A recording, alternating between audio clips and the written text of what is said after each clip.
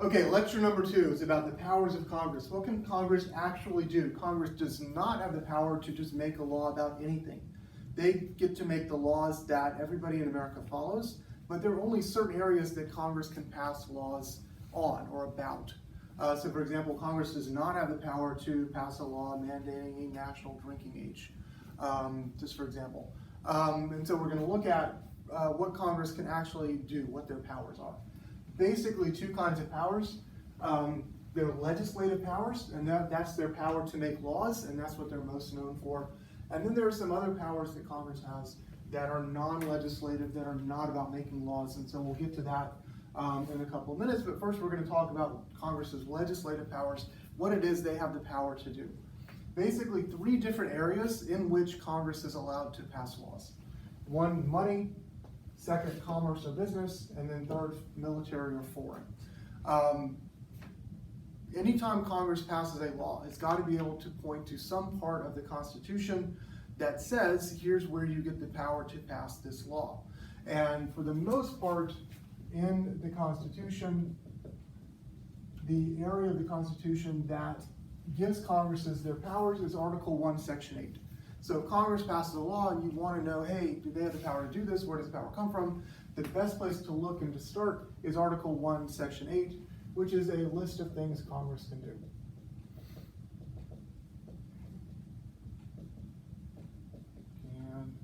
do.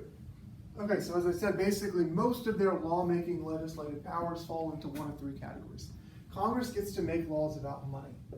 So for example, Congress can tax people, Congress can spend money on whatever it wants to, Congress can borrow money, coin money, which means print it.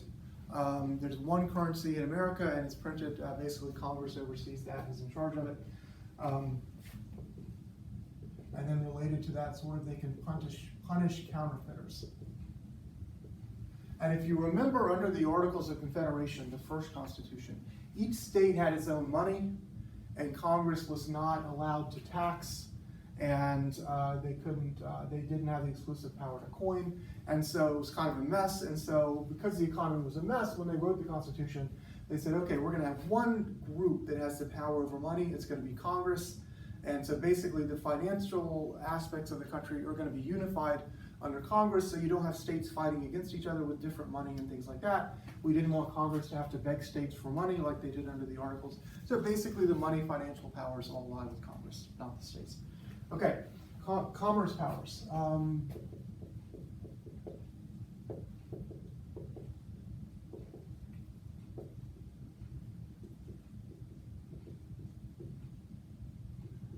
This was also something new that wasn't under the Articles.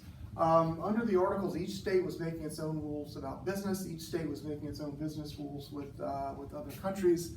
States had sort of taxes at the border. If you shipped goods from Virginia to North Carolina, you might have to pay a tariff or a tax when you cross state lines, and it wasn't working. And so in the Constitution, again, we said, okay, Congress has the power to make rules about interstate commerce or interstate business, meaning business between states, and also between the U.S. and foreign countries. So basically, Congress gets to make the business rules, and the states, for the most part, with respect to interstate or foreign business or trade, states have to stay out of the way. It's a Congress congressional power. 3rd, military foreign.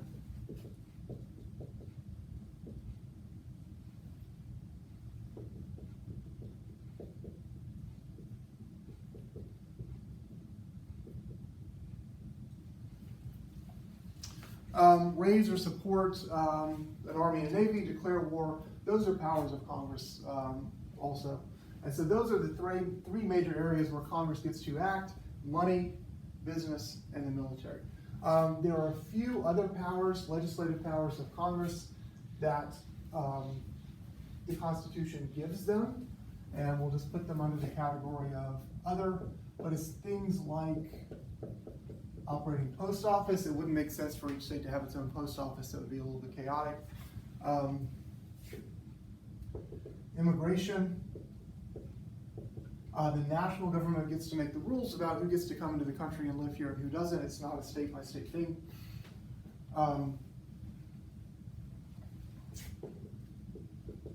If you get a patent or a copyright for a new invention or a new idea, that's going to come from Congress, because we wouldn't want somebody in Virginia to have a patent over the same invention as somebody in North Carolina. That wouldn't make sense. So those are all congressional powers. And then there's one part in there that's very important called the elastic clause. And if you think of elastic, you think of something that stretches. And so what the elastic clause says, the actual name of it is necessary and proper clause. But if you just call it the elastic clause in the AP exam, that will work. What that says is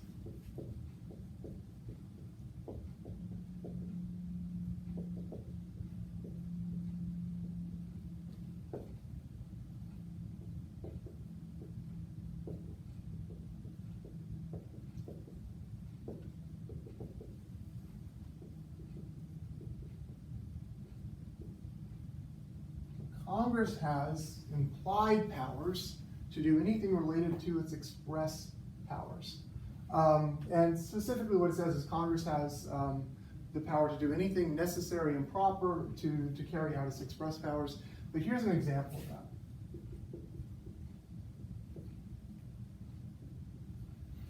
Congress has an express power under the Constitution to raise and maintain an army and navy. It says it right there in the Constitution. It's explicit, it's specific, there's no doubt about it. The Constitution does not mention an Air Force, which is not surprising because we didn't have planes back in 1787. But Congress has the implied power to raise and maintain an Air Force because that is related to their express power to maintain an army and a navy. The two go together. And so even though it doesn't specifically say the word Air Force in there, it makes sense that if you let Congress maintain an army and a navy, you let them have an Air Force to protect the army and to protect the navy in planes. So another example, Congress has the express power, specific, no doubt about it, to maintain a post office. And so what that means is Congress has the implied power to issue stamps and to make you buy a stamp before you mail a letter. It doesn't say the word stamps in there, but if Congress is going to maintain a post office, it makes sense to allow Congress some sort of mechanism by which they can raise money for that post office, and so stamps are the way they do that. So Congress can do everything specifically stated in the Constitution, and also everything related, even though it's not exactly stated. And so that's, the specific ones are called express powers. The ones that aren't mentioned are called implied powers, and we're going to come back to that a little bit later. Okay, now Congress also has what they call non-legislative powers. Some powers that do not specifically relate to making laws, but to other things. And most of these we've already heard of that you're familiar with.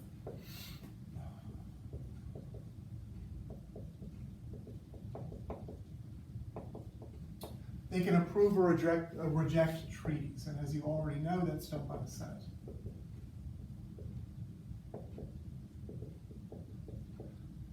They can approve or reject presidential nominees for the cabinet or judges, and again, that's done by the Senate.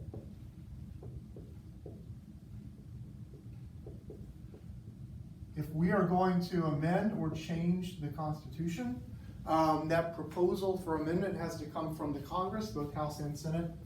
And if they approve it, then it goes to the states. So that's another non-legislative power. The power that we talked about of impeaching and then removing officials.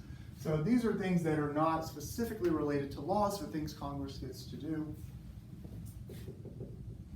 Two other powers that Congress has that are not specifically related exactly to making laws, but they have the power to investigate. If Congress is going to pass a law about something, they've got the power to beforehand do fact-finding. If Congress is going to send troops to Afghanistan, they've got the power, if they want to go to Afghanistan and talk to people and find out what's going on. If Congress is going to ban steroids in baseball, as they talked about 10, 15 years ago, they can have a hearing ahead of time, and that's usually how they do this investigation, through hearings. They have a hearing ahead of time where they call witnesses to tell them about what's the problem with steroids in baseball, how big a problem is it, what's the medical downside, things like that, and they hear from people who testify. If you look in your book, there's a picture of Nick Jonas testifying before Congress. Nick Jonas is diabetic, and Congress was considering passing a law related to diabetes. So they asked Nick Jonas to come in and talk about what it's like to be a diabetic, that kind of thing. So they can investigate before they pass a law. So basically they know what they're doing. They want to find out what the real facts are before they pass a law. And then sort of related to that, legislative oversight, which also involves hearings. But basically, if you investigate before you pass a law, legislative oversight is done after. So after Congress taxes people, maybe once a year, the commissioner of the IRS, the top tax collector, will come before Congress and testify and say, here's how it's going okay, it's not going okay. If you could change this part of the law, that would make collecting taxes easier or something like that. So investigating is before you pass a law, and legislative oversight is sort of fact-finding and hearings after a law has been passed to find out if it's working or not.